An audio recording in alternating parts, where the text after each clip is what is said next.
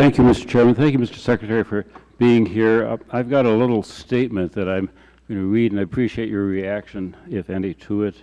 I'm concerned about the state of our federal student loan system. Currently, about 15% of borrowers will default within 3 years and many more over the life of their loan. A portion of these defaults come from excessive borrowing, partly driven by the high cost of education today. And these are serious problems that need to be addressed by this committee. Many other defaults are more easily avoided, and in this regard, we must consider how we structure the repayment process for student loans. As Sue Donarski, an economist at the University of Michigan, pointed out in a recent paper, the vast majority of students do not borrow large amounts of money, yet many of these students are still defaulting at high rates. In fact, the average loan in default is about $14,000. She argues that for these students, we do not have a debt crisis, but rather a repayment crisis.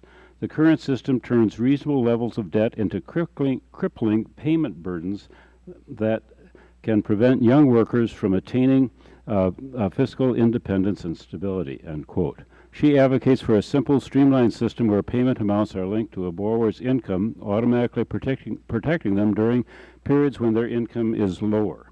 As you know, we have options like this now in the federal system: income contingent repayment and income-based repayment. President Obama has added to the mix with his pay-as-you-earn proposal that reduces the amount borrowers have to pay and provides forgiveness after 20 years. However, I'm very concerned that the direction the administration has chosen to go with this idea. Anyone who's used our federal loan system knows that it's a bureaucratic nightmare. So finding these income-driven options, let alone using them, deters most borrowers. At the same time, by providing generous forgiveness, pay-as-you-earn option is likely contributing to significant overborrowing, particularly among graduate students. As Jordan Weissman wrote in The Atlantic last year, quote, "We have a student debt system that leaves the most vulnerable, least sophisticated borrowers to fend for themselves, and we're seeing the unfortunate results in our default rates. Meanwhile, the high debt levels among borrowers in income-based repayments suggest that many of them are probably former graduate students who are generally better equipped to navigate the federal government's Byzantine repayment system," end quote. I know you propose changes in your budget to scale back some of the forgiveness options. However, I'm not sure if these changes go far enough. In a recent report, Beth Akers and Matt Chignos of Brookings advocate for doing away with the forgiveness portion of these programs to protect taxpayers and to reward prudent borrowing. I've advocated through my Excel Act legislation for streamlining the federal loan system by linking payments to income for all borrowers in a way that's simple and intuitive. At the same time, this bill eliminates the forgiveness provisions of the current program while still offering strong protections to borrowers with low postgraduate earnings. Current program is sadly flipped on its head. The bureaucracy prevents most students from taking advantage of protections they need, while the forgiveness rewards those with the largest debts. We need the opposite, a streamlined system that protects all borrowers from default while being fair, budgetarily sustainable, and rewarding prudent borrowing. I'm really just hoping that you might comment on any of these observations. There's a lot there, so I can't say I can comment on every issue. I'd say quickly, I think, very quickly, I think we all share your concern with high levels of debt and high default rates, and we all need to work together to reduce those. So a couple quick things, and love to have a further conversation with you and your staff on your proposal. Don't know all the details there.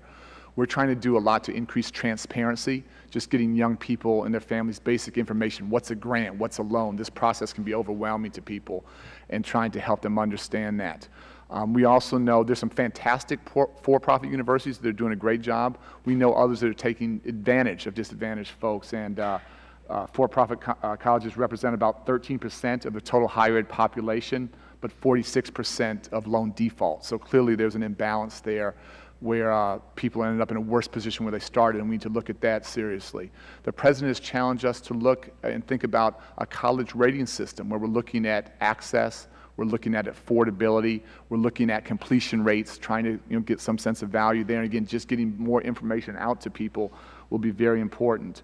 The IBR, income-based repayment, pay as you earn, happy to talk about that more, but giving incentives for people to go into the public sector to take on the critically important work that we need them to do in classrooms, in legal aid clinics, in medical clinics. We feel good about that. We think that's a good thing. And then finally, there's clearly a hugely important federal role, but this is about shared responsibility. So states have to increase their investment to higher education. Many states cut during the tough economic time, and when states cut their funding, universities jack up the tuition. But also, universities have to do a better job of containing costs and using technology in very different ways and focusing not just on access, but around completion as well. So we have an important role to play. Again, this should be a topic that we should work in a very bipartisan way on, but we also have to challenge other players to come to the table and work